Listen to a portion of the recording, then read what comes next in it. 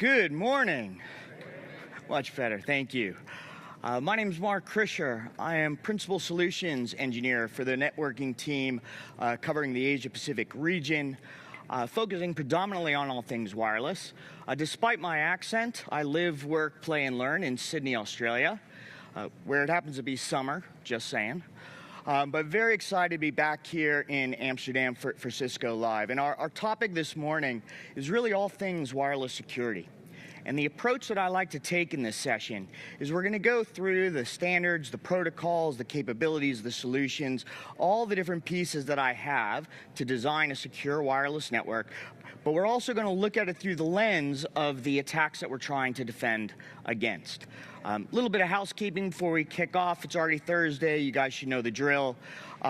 So we do have the WebEx space for this session. Please put any questions that you have into that space. In addition to myself, I've added some of the local European solutions engineers, and we also have some of the technical marketing engineers from the wireless team. So questions in there, and we'll get you answers. And I'll also call out, we're going to be monitoring that space through to the end of the month. So I know tonight at the party, you guys are going to be thinking about wireless security. So any questions you think about, you can still jot those down into the WebEx space. Next week when you're back home, same thing.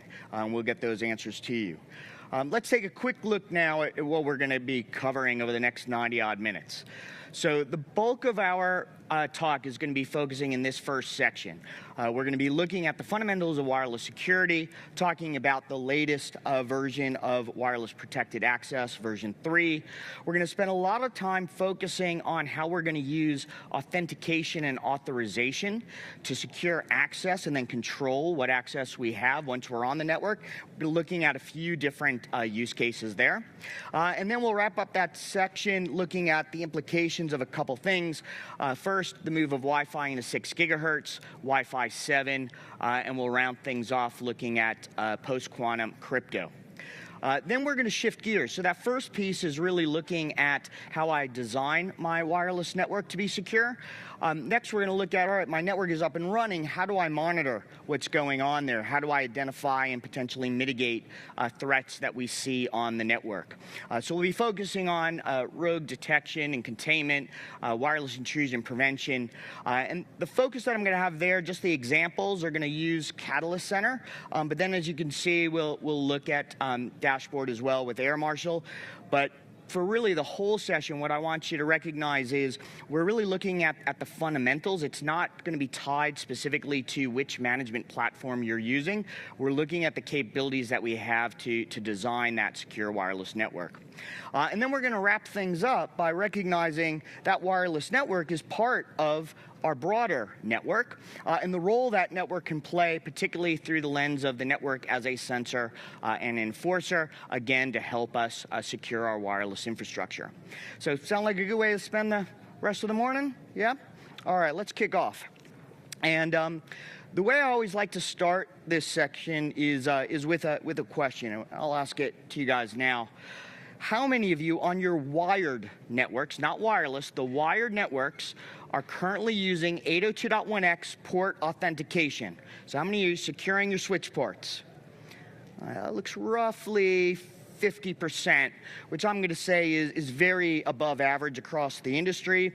Of course, you guys are kind of self-selecting. You're here at a security session, so you're already ahead of the curve. But the reason I ask, what I want you to think about is, if we are not locking down our switch ports with .1x, what are we effectively saying? We're saying that we're securing access to our network through physical security. I need physical access into the building to get onto that switch port. But the wireless network, I don't have that luxury. The wireless network propagates beyond the physical boundaries of my environment, which means attacks can come from anywhere within the range of that wireless, that RF coverage. So what are the things I'm concerned about? Well, passive scanning attacks. Anyone can be listening to the traffic over the air. So things like confidentiality and encryption are important.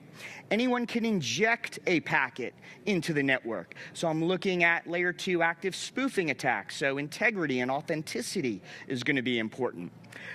The wireless network also exists in unlicensed spectrum, so I need to be aware that there could be jamming or denial of service attacks on the actual wireless medium itself.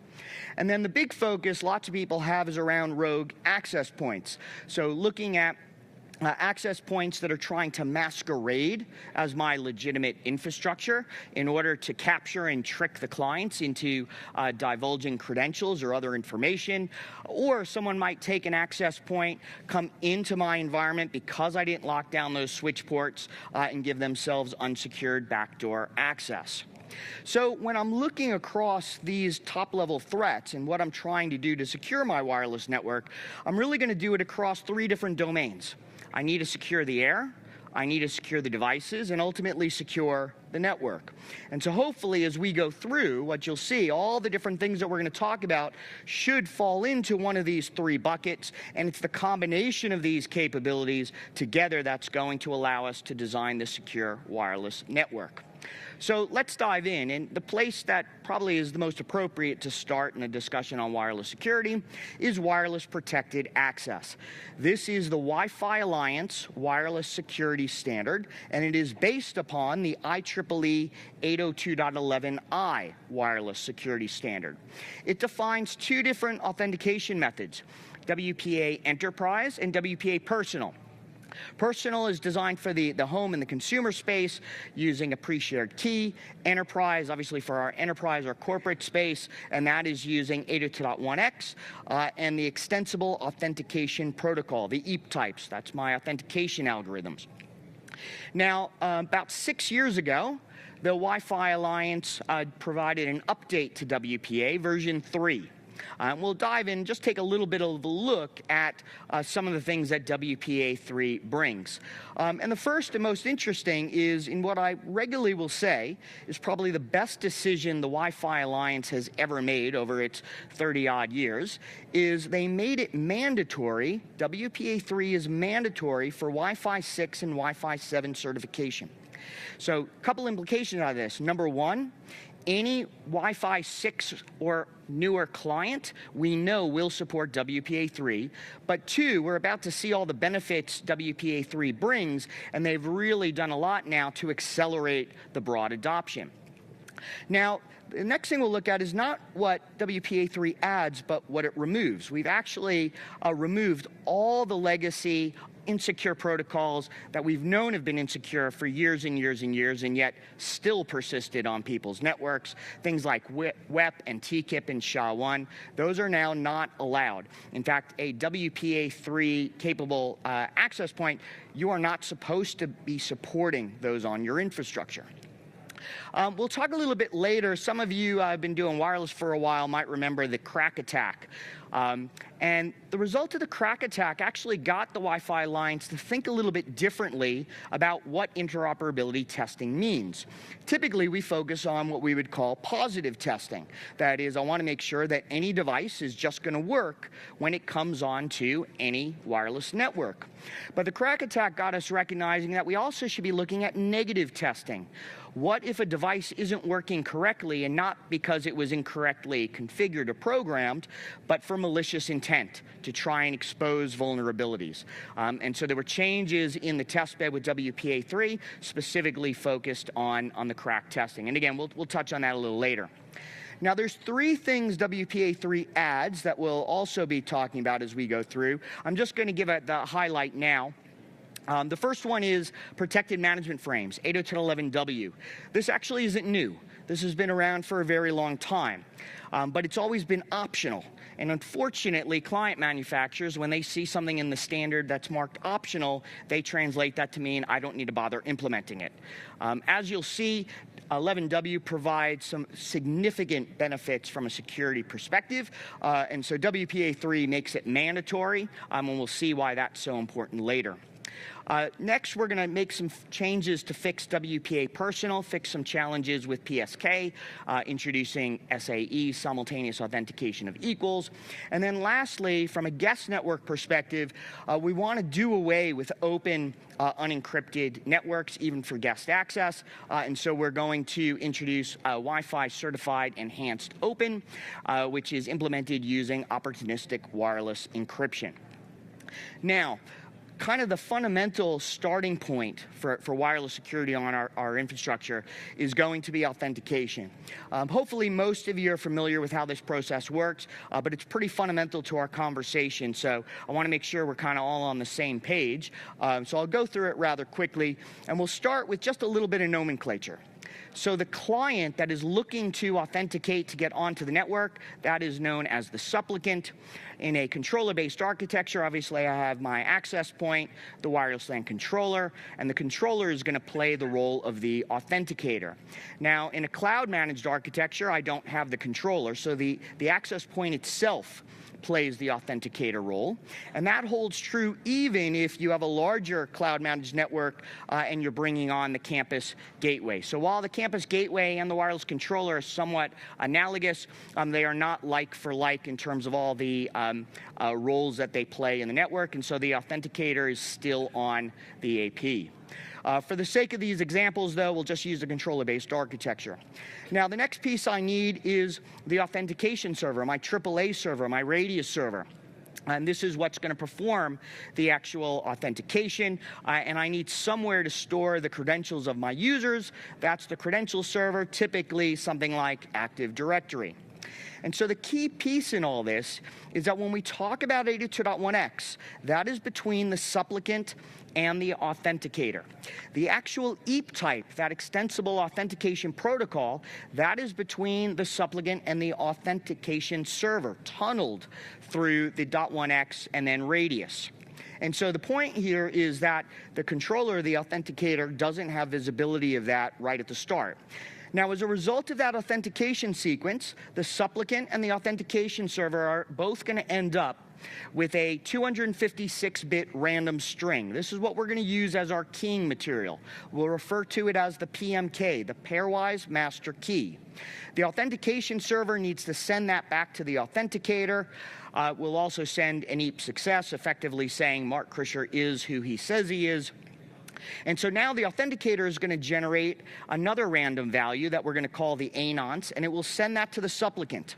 The supplicant now has everything it needs to create a session key, what we'll call the pairwise transient key. This is a 5-tuple. It is based upon the pairwise master key, the anons it just received, and snonce it will now generate, and the MAC addresses for both the AP and the client station. We generate that PTK. We send that snonce to the authenticator.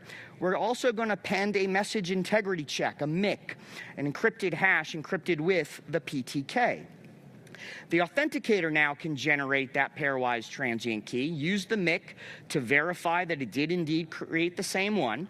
Now, the PTK is used for unicast traffic. We also need a group transient key, the GTK, which we're going to use for multicast and broadcast traffic. The authenticator is going to send that GTK back to the supplicant, obviously not in the clear. It'll be encrypted with the PTK. It's going to resend the anons, this time appending its own message integrity check. This allows the supplicant to validate that, yep, it looks like the authenticator generated the same PTK as I have. We send back an acknowledgement. This is the 4-way handshake. We're about 15 minutes into the talk, and we finally have an encrypted link. Congratulations, everyone. All right. So I've now authenticated myself to the network. As part of that authentication sequence, the network has gathered a bunch of information about me. Me as a user, my device, the type and way I'm accessing, and all these different elements of context that it's now going to use to create an authorization policy for me. Now, typically we think about authorization policies in the context of security, but as you can see here, we've got things like quality of service, and so the point is the authorization policy really is just defining how my network traffic as a whole is going to be treated. Security being part of that, but other elements as well. Now, how do I implement that authorization policy? Well, I'm going to use network segmentation. And there's a couple different ways that I can link this from the wireless architecture perspective. The simplest approach is what we would call static VLAN assignment. Put simply, my SSID is tied to the VLAN my traffic will be placed on. So, simple example, a university, you have a staff SSID and a student SSID. Depending on which I successfully join, my traffic traffic goes on either the staff or the student VLAN. Very simple. The problem with this, though, is I need an SSID for every single security policy that I want to be able to implement. What's the problem with that? Well, for every SSID I have, the access point needs to send a beacon to advertise that SSID. Beacons are sent at the lowest mandatory data rate and the highest allowable transmit power. The implication here is if I have a lot of SSIDs, I'm going to spend all my time sending beacons and not really having a whole lot of airtime left to actually send the data traffic that I built the wireless network for in the first place. Now, this was particularly bad in the earlier days of Wi-Fi. Things are a lot better now, but the rule still holds that we don't want to have a huge number of SSIDs. Now, the obvious question for this, and in fact, someone asked me this very question at the technical seminar on Monday, what's the max number of SSIDs that I should have? And I'll give you guys the same cop-out answer that I gave him. It depends, right? But it really does, because I can give you some max number, and I guarantee you will have some reason why you need more SSIDs than the number I just gave you. So my real rule of thumb is you should just have as many SSIDs as you absolutely need. You should be looking at how you collapse them. Now, there's times that you can't, so I can't mix WPA Enterprise and Personal and Guest Access, so that already says I need a minimum of 3, but we want to look at how I can collapse those SSIDs, and that takes us to the next example, which is dynamic VLAN assignment. In this scenario, what I'm going to do is the VLAN my traffic gets put in is based on my role. So back to that university example, I have a single university SSID. I authenticate to the network. You now look me up in Active Directory and see what group I am in. If I'm in the staff group, my traffic goes in the staff VLAN, student into the student VLAN. And so the point here is you should easily be able to collapse across all the different enterprise security policies that you have into a single SSID. Now, there's some more advanced ways that we can do network segmentation, things like TrustSec, adaptive policy, software-defined access. This takes us into security group tags and network fabrics. A little out of scope for our conversation today. There were a bunch of sessions this week here at Cisco Live, and I'll leave that as kind of an exercise for the reader to follow up on. But those are really about how I improve the scale of my authorization policies and better scale what we would do with traditional access control lists. Now, I talked about the authentication server in a typical Cisco network. That's going to be the Identity Services Engine. This is not an ICE session, but there's a couple things I wanted to call out just from an awareness perspective. First and foremost, ICE is not deployed as some monolithic entity. We split it up into what we call personas. So we have the policy administration node. This is what you're actually going to use as your management console, monitoring and troubleshooting. And then the piece that we really care about, that authentication server, that is the policy services node, the PSN. And then lastly, we're going to have our PXGrid controller. PXGrid is a protocol that allows me to share security context between different security elements in my network. Not restricted just to Cisco security solutions, but you'll find that there's a whole breadth of third-party security solutions that all support PXGrid.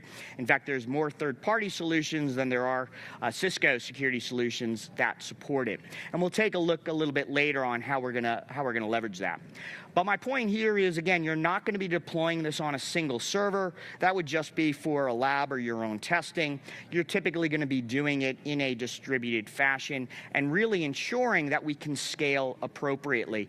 Think about all the wireless clients coming onto your network, all needing to authenticate at once, and so we really need to be building this for scale. There's some link down at the bottom.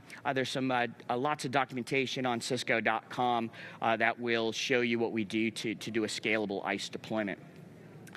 From an architecture perspective, real quick, so my admin go into the that policy administration node, the PAN. That's where I'm going to be doing all my configuration, defining the policies.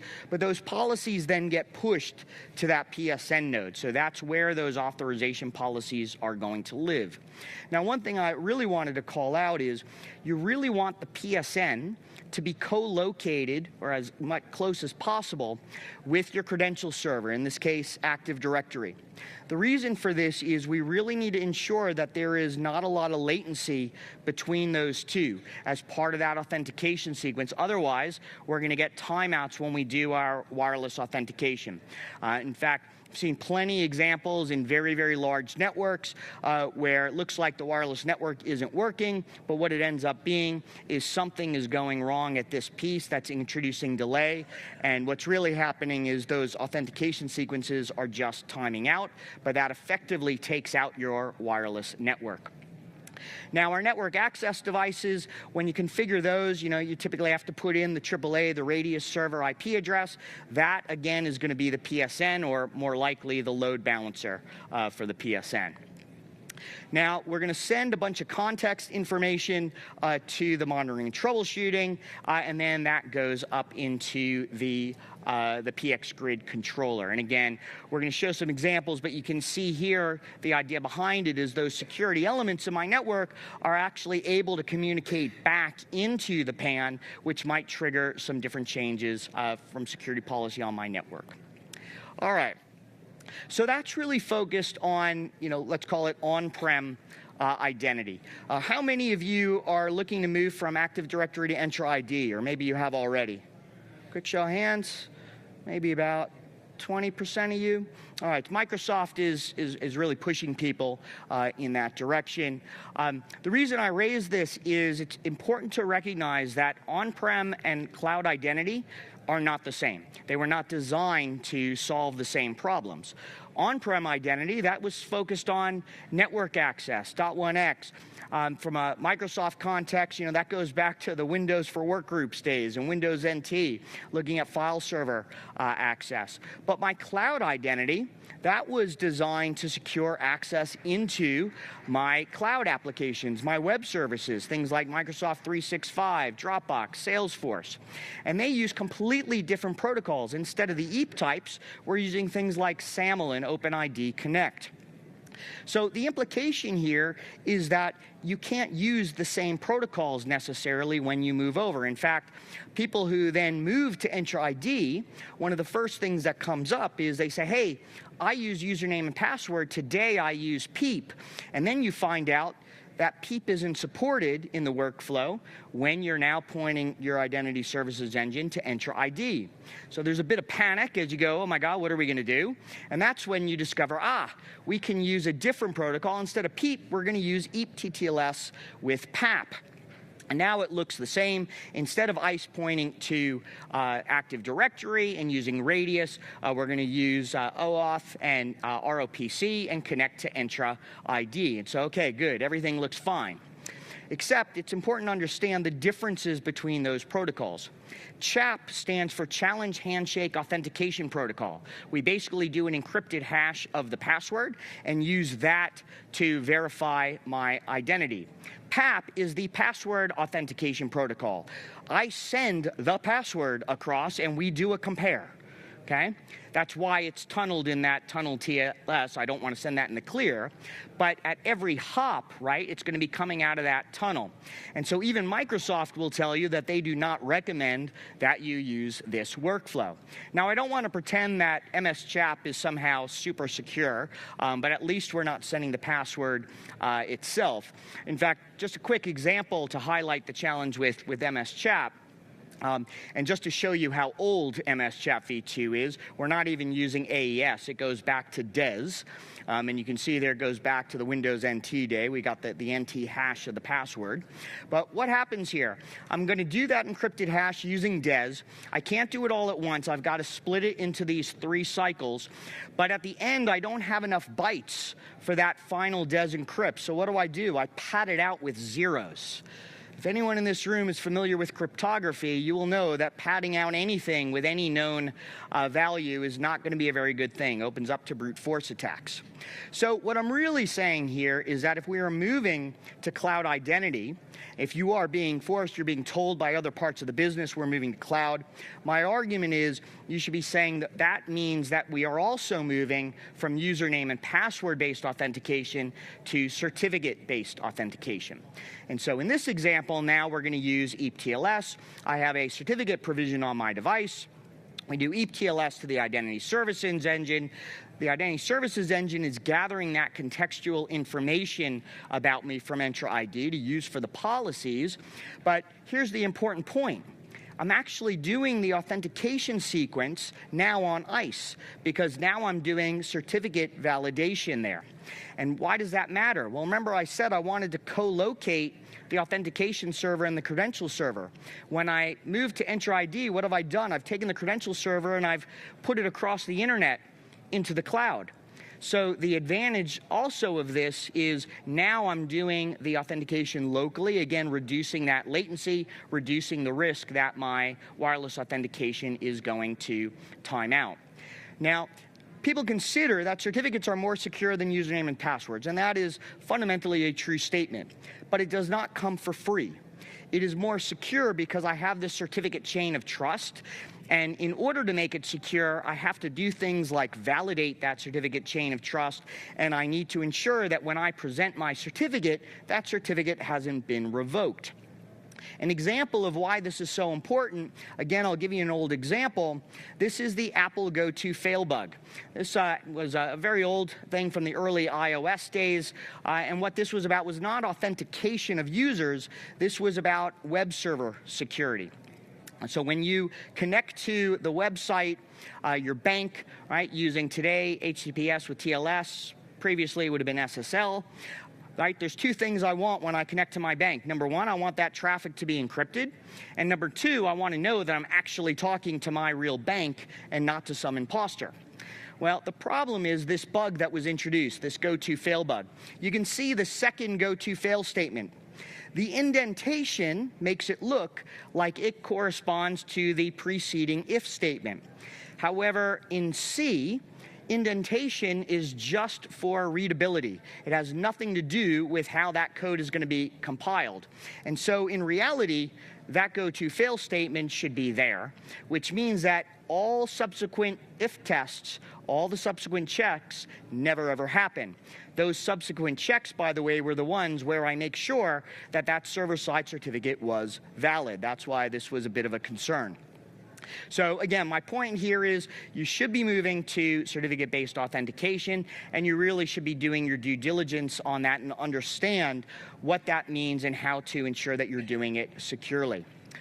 Now, from a cloud-managed perspective, we certainly support ICE, but just last year, we released our Cloud NAC solution with Access Manager. So this allows me to move my authentication server functionality into Dashboard, into the Meraki cloud, and now I do a cloud-to-cloud authentication sequence. In the first instance, we're supporting Entra ID. There is a future roadmap to add other cloud identity providers like Okta and Google IDP. I don't have the details on where that is, but that's something, if you are interested in that, you can look at. The thing I do want you to recognize is this is not meant to be a complete cloud version of ICE. Those of you who are using ICE and using a lot of the ICE functionality, you'll know it's a fairly comprehensive security solution. We're not bringing all that into the cloud. So if you're using ICE for things like TACACS Plus, that's not currently part of Access Manager. If you are looking to move across, my suggestion is to, number one, really have an understanding of how you're using ICE today, and then work with your partner or Cisco account team to look at where that functionality is for Access Manager. But what I really want just to get you to recognize is if you do go that way, you're just using it for the user authentication, it's exactly what we just looked at before.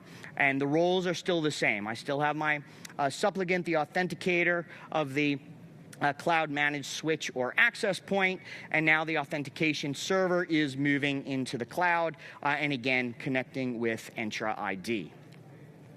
All right, so I've done all this work so that I can bring my employee and I can securely connect to the access point next to me. But it's wireless, it's mobile. And so now I'm going to walk over here and I need to roam to this access point. So what do I need to do to make that work? Well, my client needs to scan all the available channels to find this new access point. And we've got to go through everything that we just did at the start of the talk, that whole authentication sequence of four-way handshake, to get a new key and get authenticated. That, of course, is going to introduce a lot of delay. If I'm doing any sort of real-time, low-latency application, that's not going to be a very good experience. So there are three protocols that we introduced to help us speed things up and give us secure, fast roaming. And those are 802.11k, V, and R. So the first one is 11k. This is the concept of neighbor lists. The idea is my access point understands its AP neighbors, what the client load is on those APs, and it can share that information with my client. So basically saying you don't need to scan every channel. Here's 3 APs, here's the channels they're on, start with those, and you should be good to go. Now, it's the client that makes the decision about roaming, but 11v also allows us to be a little prescriptive. Sometimes there are times that I want my infrastructure to be able to say, hey, I need you to go over there, and 11v allows us to do that. On the authentication and keying side, we introduce 802.11r, fast BSS transition. What this basically does is allow me to recognize I already authenticated to the authenticator. I have a security context. So I can tell the authenticator, hey, I'm still Mark Krischer. We don't need to go to ICE and to Active Directory and go through the whole sequence again. Let's just establish a new session key and we can move forward. Now, this is a good opportunity to bring up the crack attack. Who was doing wireless and remembers the crack attack and how to deal with the upgrades and all that? Yeah, a couple of folks around that long. So this was going back to 2017, which doesn't feel like it that long ago, but I guess it was. So what was crack? It basically identified 10 different vulnerabilities. Only one of them was specific to the infrastructure. The other 9 were on the client side. And it tied in with 802.11r. And the idea behind this was using the vulnerabilities, you could effectively get the key stream to be reused. Again, similar to what we talked about with the MS-CHAP v2 vulnerability, reusing key streams, that's considered really bad, opens the door for brute force attacks. So important to recognize this was not about a specific vendor did something wrong. This was actually at the underlying protocol level. This was an industry-wide issue. And as scary as it was at the time, looking back, in hindsight, it actually was also a proud moment, I think, for the wireless industry. The Wi-Fi Alliance, I think, did a great job from a leadership perspective. Everyone just focused on how do we solve this problem and let's get the fixes out as quickly as possible, to the point that there were no reported, no known incidents of these vulnerabilities being used to exploit any wireless networks. So what was this about? How would it have worked? So not only that, but obviously we learned our lesson, and again in WPA3 we put in the vulnerability testing. So how would this work? Basically what I would do is I would take as an attacker, I'd take a rogue AP, and I would implement a man-in-the-middle attack. I'd insert myself between the client and the actual infrastructure access point. And then again, using these vulnerabilities, that's what's going to allow me to cause the key streams to be reused and exploit the vulnerability. So how would I have defended against this? Well, my rogue AP detection would have allowed me to find that man-in-the-middle attacker, and then my wireless intrusion detection and prevention, I'd be looking for the attack vectors, and I'd actually see that this attack was taking place. But that does raise the question, why does this attack even work in the first place? Why is it that my client is listening to the spoofed management frames from this imposter pretending to be the legitimate AP? And the reason for this is because .11 in its base state has no protection for the management frames. And this is what 802.11w, protected management frames, was actually developed to secure against. Remember, when I've authenticated to the network, I now have a security context. And I can use that security context to secure the management frames, both from the client to the AP and back, which means that both the client and the AP will detect now spoofed management frames and simply discard them. This is a really big deal. We've just immunized your network from the vast majority of attacks that we have seen on wireless for the last 25 odd years. This is why it was so important that WPA3 finally made it mandatory and up-leveled wireless security across the board. All right, so that's all been focused on bringing my employees, my users onto the network. Let's look at a different use case, and that is guest access. And so now what I want to do is I have my open SSID, and I'm going to do central web authentication with URL redirect. So in an open SSID, I'm letting anyone connect to the network. Now, I'm not giving you access to the network, but you can join, and the authenticator is acting now as that gatekeeper. So when a packet comes in, it's going to send off a radius access request. Knowing that we're on the guest SSID, the authentication server is going to send back an access accept with this URL redirect. Now what the authenticator is looking for is a HTTP packet, which it will now redirect, in this example, to the ICE guest web page, but it could be any guest service, it could be Cisco Spaces, it could be some third-party solution, whatever it is, that's where you're redirecting that traffic.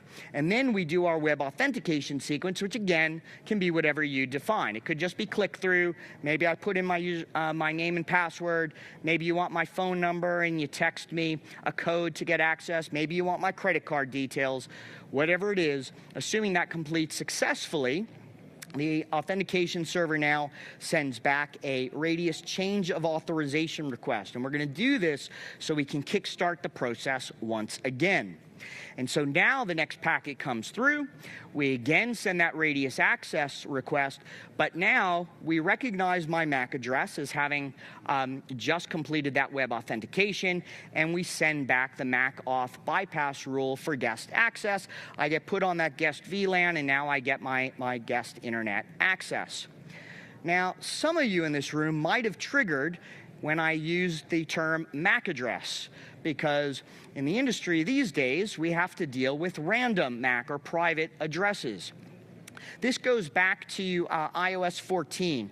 Apple, as many of you know, is very focused on privacy. And so what they were realizing in the early iPhone days was that the MAC address as a unique identifier was being tracked as people moved from different guest networks in different environments, and they wanted to put a stop to that. And their solution was to say, all right, we're not using the fixed MAC address anymore.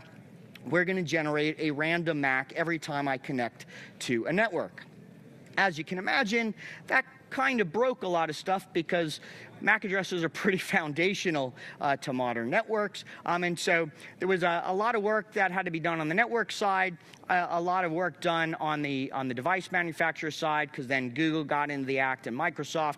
I think we've now landed at sort of a happy medium with iOS 17 2 years ago. The way the rules are now, if I connect to a secure network, like my WPA Enterprise in the office, I will use a fixed MAC address. So it's still random, but every time I connect to that SSID, it will always be the same.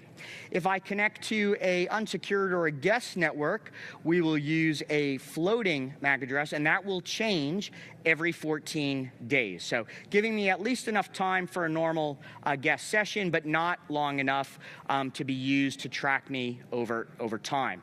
Again, this is going to impact a range of different services that use MAC address, but there's also been a lot of work around this to mitigate from the lock of the MAC address and take different approaches. Now, I mentioned at the start that we want to do away with the open SSID and specifically the unencrypted link. And so that's what opportunistic wireless encryption will fix for us. We're going to replace that open auth, and now after I connect to the network, my client and access point will use a unauthenticated Diffie-Hellman key exchange so that I can get that pairwise master key, do my 4-way handshake. I've got a security context. I can use 11W. Sounds great. Next question is, why haven't we been doing this all along? The answer lies in that word unauthenticated. Diffie-Hellman key exchange is susceptible to a man-in-the-middle attack. Tomorrow, when I go to the airport, how do I know that if I'm connecting to the legitimate airport guest access point, or I'm actually connecting to some attacker? The link is still encrypted, but obviously the attacker now has visibility of my traffic. Now you might say, oh, come on, what's the odds of that really happening? Well, it just so happens, 2 years ago now, back home in Australia, the Australian Federal Police picked up a guy in Western Australia who was doing just this. He was putting these rogue APs in airports all around Australia and basically capturing people's mail and social networking credentials. So yes, it is something that we need to be aware of. This is why from an infrastructure place, we should be looking at rogue AP detection to identify when people are putting things like that in our sites. But it begs the question, why is this such a hard problem to solve? Why is it so hard to give secure guest access? And the answer is because we've coupled access and identity. That works fine from a work context. I can go to any Cisco office anywhere in the world and instantly get onto the wireless network because Cisco controls both the access infrastructure as well as our identity infrastructure. They know who Mark Krischer is.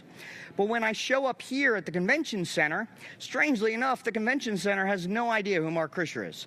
To be fair, they don't know who you guys are either, okay? So don't laugh. But who does know who we are this week at the RAI? Cisco. We're here at Cisco Live, right? And so if I can decouple access from identity, I can actually make this work. And hopefully you guys have been using this all week, because when you started up that Cisco Events app, we prompted you to install a profile that was basically tied to your registration identity. And then when you got here to the convention center, you automatically connected to the wireless network. And so this is our open roaming solution. Open roaming, Cisco developed it. It was based on Hotspot 2.0 and Passpoint. The problem with those technologies is they were limited from an identity perspective to the SIM card in your phone with ePSIM. And we really wanted to create something a bit more generic, allow anything or anyone to be an identity provider. So we created open roaming. Needed still to be an industry standard, so we ceded it to the Wireless Broadband Alliance, who is taking control, actually doing a very good job of it. In fact, just last month, you might have seen in the news, they were in Tokyo, Japan for the WBA conference, and they signed a memorandum of understanding, an MOU, with the Tokyo metropolitan government. They've been using open roaming on Tokyo free Wi-Fi for quite a while now. So what does open roaming do for us? Again, it gives me that unique identity, federated identity that can be separate to the access infrastructure, and anyone can be an identity provider. And then it's federated to the open roaming access networks. On the access side, we use 802.11u to allow your device to find these networks. And this is the other real benefit. When you got here, you just connected. You didn't need to go into settings, go into the WLAN settings, find the SSID, click on that, bring up the browser to bring up the web authentication. It just connected. It removed all the friction that we typically have for Wi-Fi guest access. But the real benefit of all this is it's effectively WPA Enterprise. This is enterprise-grade security for wireless guest access.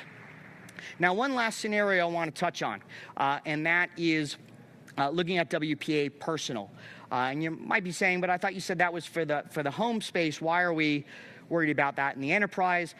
Plenty of environments where you need to bring devices onto the network that do not support WPA Enterprise. And so on my enterprise network, I do need to support WPA Personal. Of course, with than our home environments, right? I don't have all this infrastructure. Well, actually, quick show of hands. Anyone in the room, in your home network, using a AAA server, ICE or otherwise? Anyone?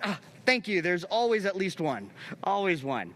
Most of us, though, do not have a AAA server in our home network. So I can't do that authentication protocol. I can't generate that PM key. So that's what the shared secret is for. It then allows me to create my PSK, my pre-shared key. I'm still going to do the four-way handshake and create the PTK as before with that 5-tuple. Just instead of the PMK, it's the PSK. But here's the thing. In that 5-tuple to generate the PTK, how many of those elements are actually secret? 1, the PMK and the PSK. Those nonce values, remember, those were sent over the air in the clear. The MAC addresses are sent over the air in the clear. So the entire security of this depends on the security of the PMK or the PSK.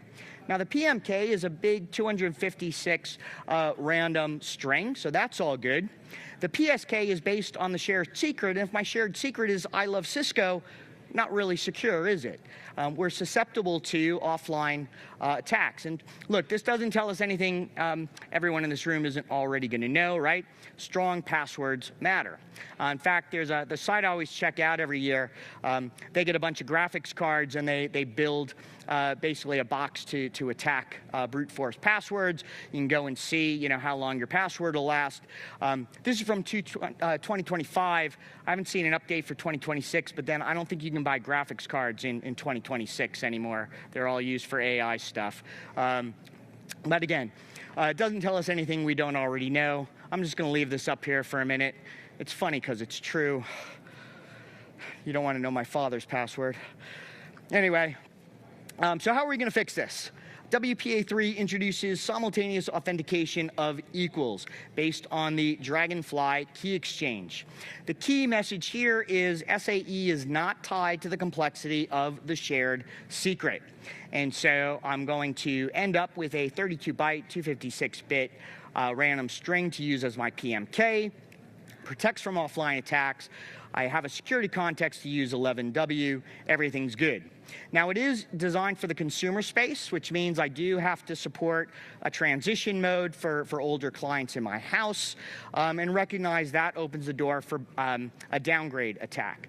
So the standard does allow me to put a field in the exchange called transition disable. Basically, what I'm saying is, after you connect using WPA3 SAE, I'm telling your client, if you ever connect to this SSID again, and they want you to connect using WPA PSK, please don't. Of course, it's up to how the client is implemented, also up to the user.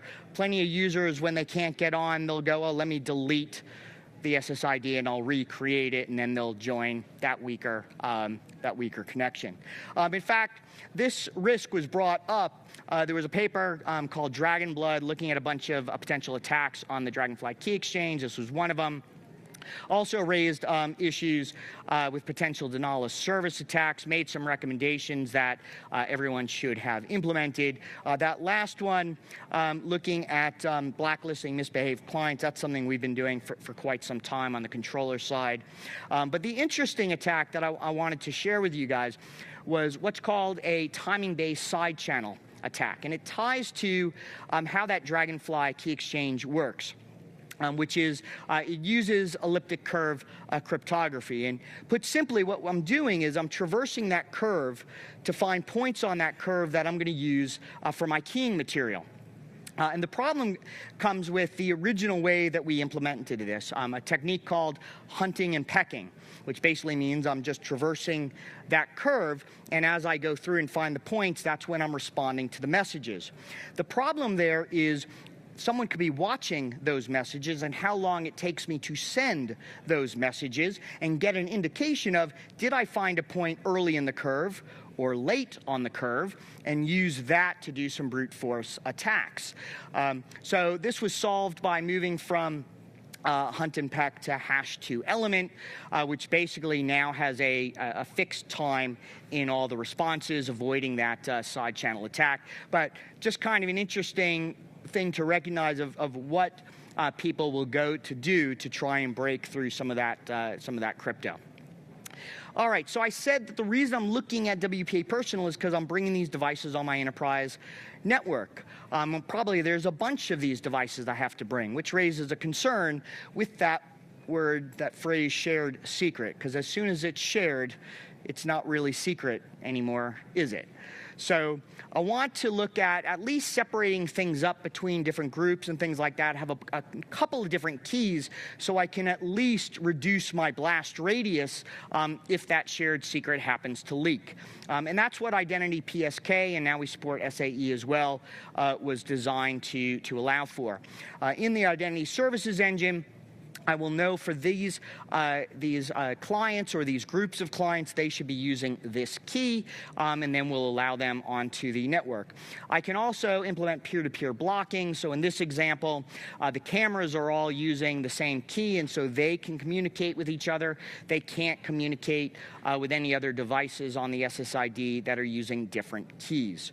This works on both Catalyst Center controller-based architectures and cloud-managed architectures, but does require ICE. On the cloud managed side, we have another solution that we can use, and that is Identity PSK without radius. So this is for cloud managed deployments where you actually don't have ICE. It's a little bit different. It kind of flips things around. Instead of tying the key that you need to use to a specific client, what we're going to do instead is you can present any of the available keys, and I'm going to use that key then to figure out what policy to apply to you. It does mean you need to be a little bit more careful when you're giving out the keys. You don't want to give, the camera keys to the scanner keys and things along those lines, but it does allow us to do this without ICE, and I still get the benefits of peer-to-peer blocking. In Cloud Managed, we refer to this as Wi-Fi Private Network, WPN. All right, so those are our three different scenarios: the enterprise, the guest, and the WPA personal case. The last thing that I want to touch on in this section is those three different areas: the 6 gig, the Wi-Fi 7, and the PQC. So the first thing is the implications on security when I move into 6 gig. And some of you might be scratching your head going, what does the spectrum that I use has anything to do with security? The answer lies back at the start when I talked about the decision that the Wi-Fi Alliance made on WPA3 certification. Remember, they made it mandatory for Wi-Fi 6 and Wi-Fi 7. Well, Wi-Fi moved into the 6 gig band with Wi-Fi 6E, the extension of Wi-Fi 6 into 6 gig. There is no legacy in 6 gig. There's no Wi-Fi 5 or older. There is also no WPA2. You must use WPA3 in the 6 gig band. So this raises some questions from what should I do for my SSIDs. In the very early days, I did have some customers that said, you know what? We're going to keep our existing SSID as is. We're just going to create a new one, and that'll be either just for 6 gig, or maybe we'll open it maybe for 5, and that'll be WPA3 only. These days, though, I'm not really seeing people do that. As they move into 6, typically now with Wi-Fi 7, they are just extending their existing SSID. So what we wanted to do to make that a little bit easier, there's something called WPA3 transition mode. And the idea here is that you'll set up your SSID across all 3 bands. You'll specify that you want to use both WPA2 and WPA3. Of course, we know that you can't use WPA2 on the 6 gig band. And so we'll handle that under the covers. And then the other piece on the protected management frames, you might say, hey, that's optional, but again, we know that if you're using WPA3, it's actually mandatory. And we have the same capability on the cloud managed as well, referring to it as WPA3 transition mode.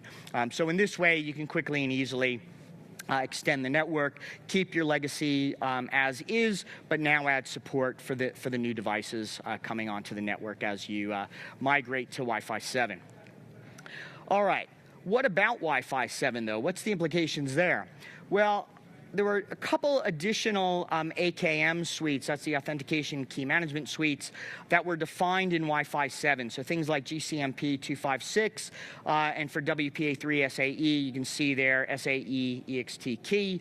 And what the Wi-Fi Alliance basically did was they mandated that you must use these new AKMs in order to get the benefit of the new Wi-Fi 7 features.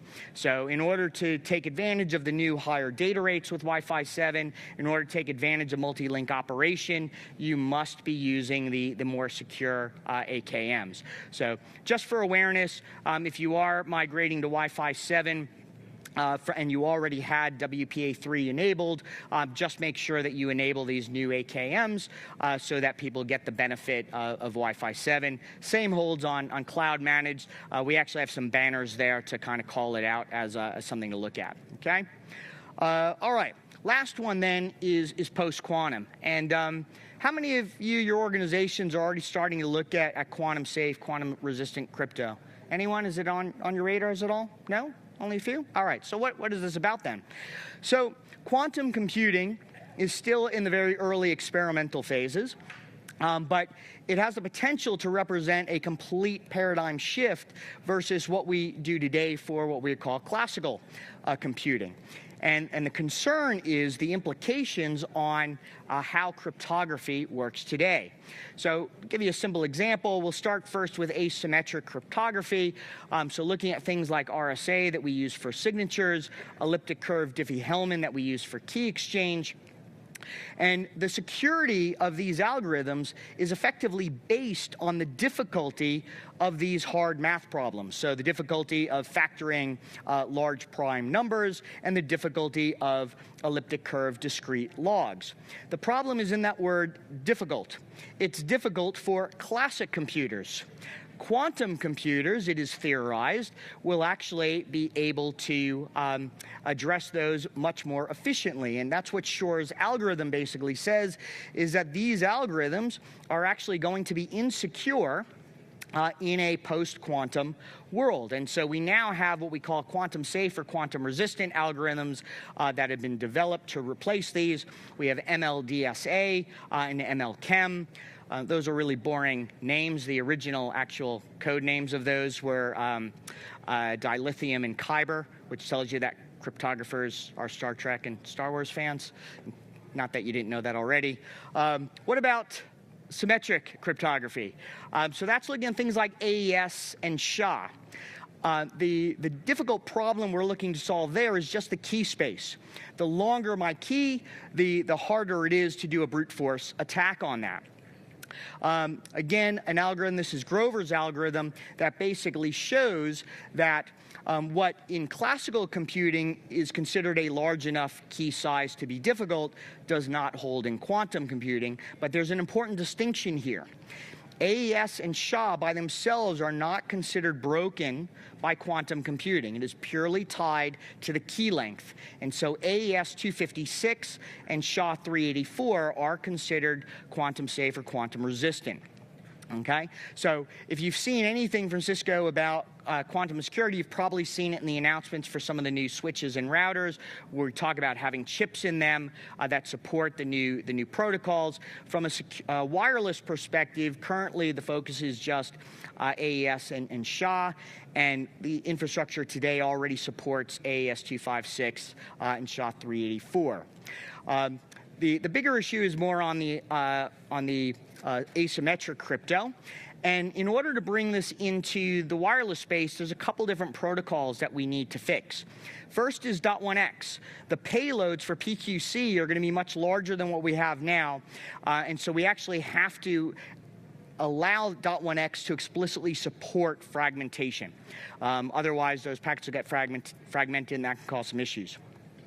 The next thing is we also have to upgrade all those EAP types, bringing in MLDSA and MLChem to replace the non-quantum resistant protocols currently in use for EAP-TLS and EAP-TTLS. Also making some changes to EAP-TEEP, that's tunneled EAP. That will allow you to tunnel a non-quantum resistant algorithms, EAP types, within the EAP-TEEP tunnel. And last but not least, we need to make changes to those AKM suites. And so just last year, a brand new working group, 802.11bt, was formed in the in the IEEE to address this, bringing in those new AKMs, also to fix WPA personal. As we saw, SAE is based on elliptic curves, so we need to move to quantum resistant crypto for that as well. Incidentally, just to call it out, the chair of 802.11bt, that is Stephen Orr. He is a Cisco Distinguished Solutions Engineer who's driving that activity. All right.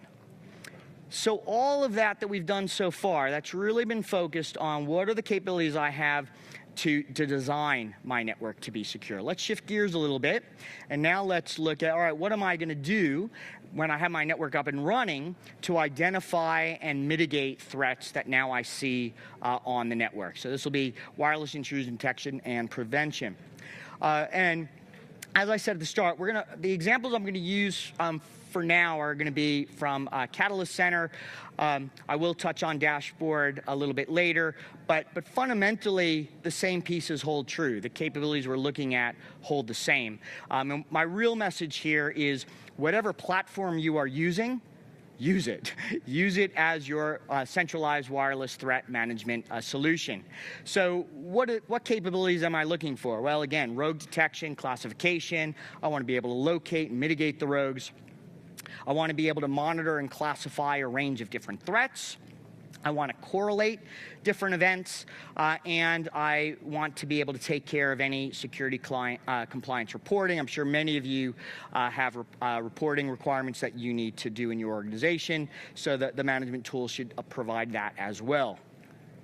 A couple different things that we're doing here. So that wireless threat detection, basically we're looking for what I call attack vectors or attack primitives that would be used to create those higher level threats and attacks. We detect those, we're able to detect the different threats, and then we can even trigger automatic forensic capture. So the idea is, let me capture those packets so that later on I can do my forensic analysis. We also have, and had for some time now, what we call client exclusion policies. It could just be that the client is misbehaving, but even that way it's causing problems, but it also could be doing it for malicious purposes, so we want to blacklist those misbehaving clients. Now, what about the rogue AP? And it occurs to me that we've mentioned, we talked about rogue APs quite a bit so far, but I never actually defined what a rogue AP is. So let's do that now. And I'm going to say a rogue access point is any access point not part of your infrastructure, which if you think about it is kind of an interesting definition, because what does it mean? It means the vast majority of APs that I see that are not part of my infrastructure, they're going to be legitimate, right? It's the office and the floor upstairs. It's the wireless hotspot for the coffee shop downstairs. Those are legitimate APs. Obviously, what I care about are the malicious ones, the ones that are trying to masquerade, for example, as my legitimate APs. And so obviously, correctly differentiating between the two, that becomes the trick. And so one of the things we really need to look at here is it's not enough just to detect them, but then how do we alert you as the administrator? And so in Catalyst Center, we really put a lot of focus on what we call these threat levels.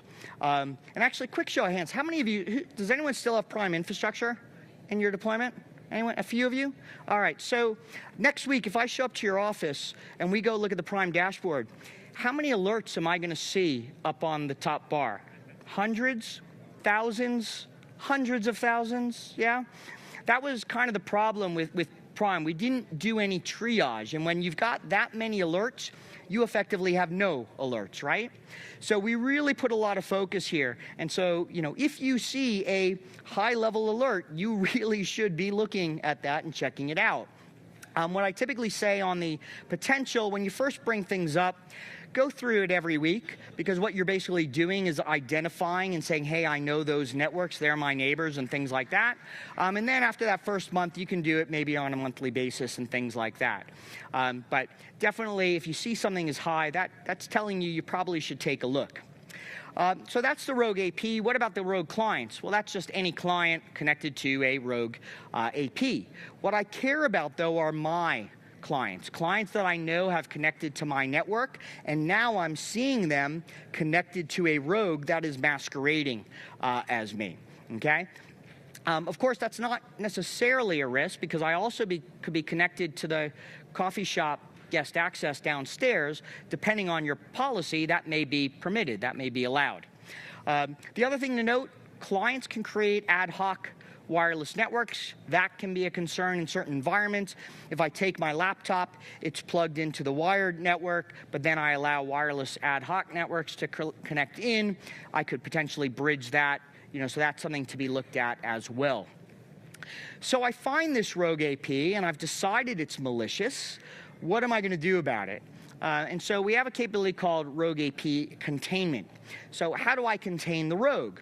Well, basically what I'm going to do is I am going to send a spoofed 802.11 disassociation deauthentication attack to the rogue client.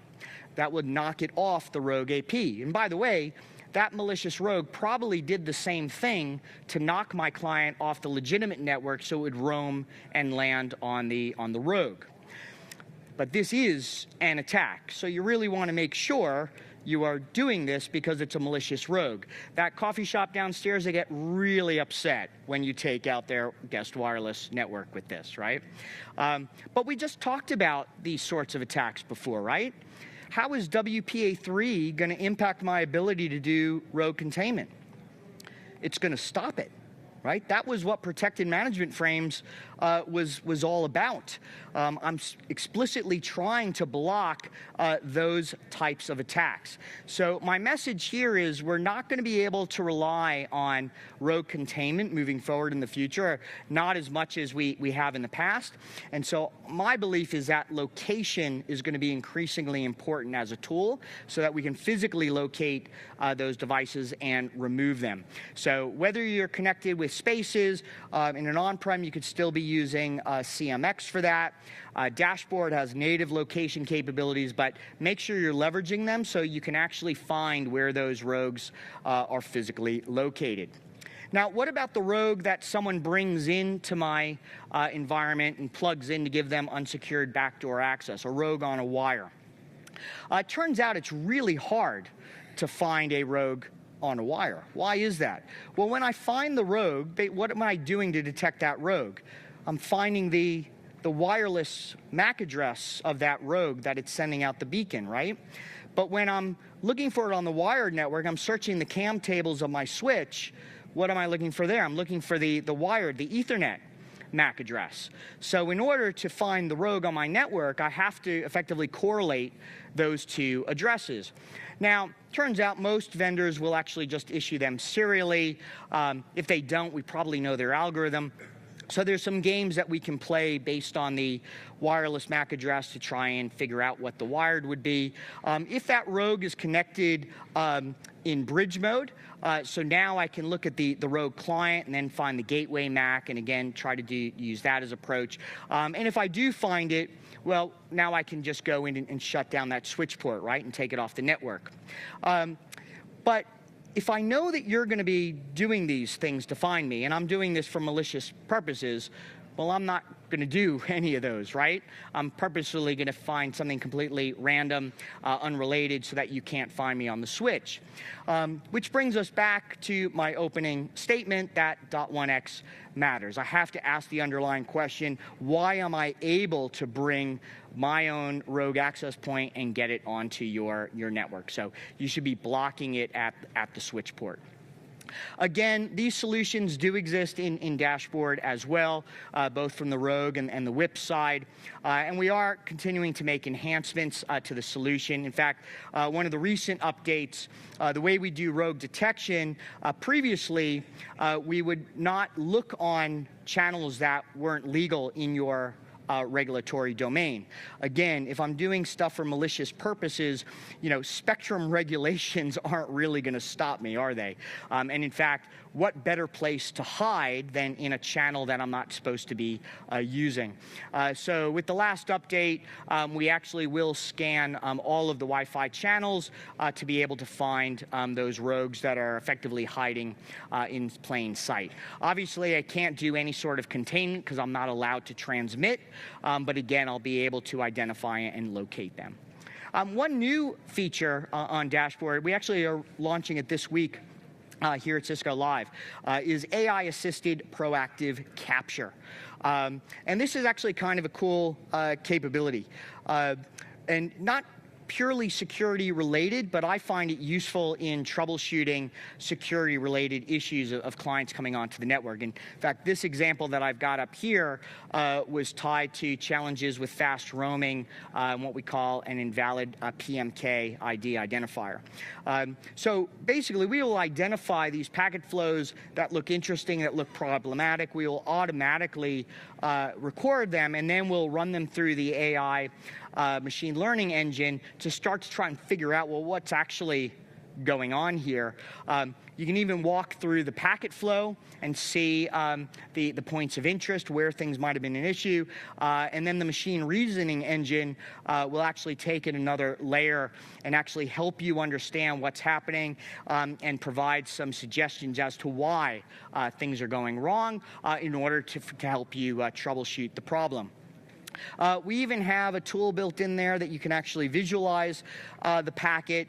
For those of you who aren't really familiar with the packet flows, the AI highlighter will actually zoom in right in the packets of interest and even the field. So really cool capability. If you do have a dashboard on your network, definitely recommend that you go and enable that and have a play. It's some pretty cool capabilities there. All right. Last piece of the puzzle, and I guess what I want to look at here is, again, recognize that wireless network doesn't exist in isolation. It's connected into my wired network, right? And the other thing that I'm thinking about here is those wireless clients that are coming onto my network. Well, they are wireless, they're mobile. So what it means is I can take those devices outside of the security controls you have for your infrastructure. Now I go to some other network somewhere, and now I get infected with malware, right? And then what happens? Well, now I come back into the office the next day, and now I brought this infected client onto your wireless network because I'm allowed to be on the network. I'm going to authenticate onto that network. So there's two things that we're going to look at here: network as a sensor and network as an enforcer. For network as a sensor, I want to be clear that this is not a new feature. This has been around for a very long time. It is based on NetFlow, which has been around for a very long time.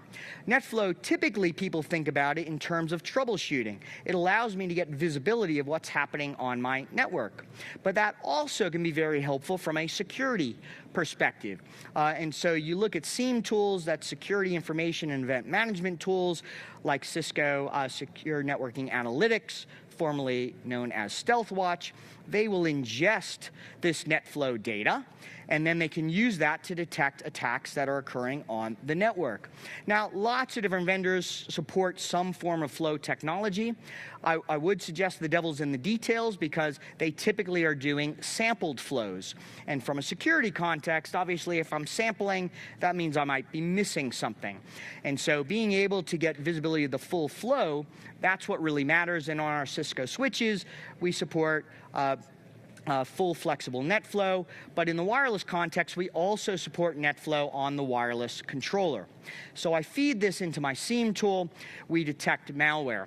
The other thing that we can do in SNA specifically is something called encrypted traffic analytics, and that allows us to do a cryptographic audit. And I call this out in the context of the post-quantum crypto conversation we just had, because this is really useful to figuring out what crypto is actually running across my network, and that therefore I might need to go in and update those algorithms to quantum safe and quantum resistant algorithms. So just calling that out as another piece of the puzzle. All right, so I detect this threat through network as a sensor on my SIEM tool. What happens now? Well, this is where that PX Grid solution comes into play. Remember, PX Grid allows me to share context between different security elements on my network. So SNA uses PX Grid in order to send a message to the identity services engine saying, hey, we have detected malware on this client.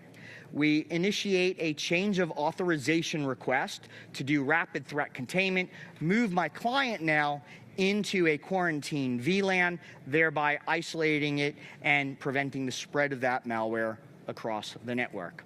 And so what have I done here? I've secured the air, I've secured the devices, I've secured the network, and this is how we design a secure wireless network. Thank you all very much.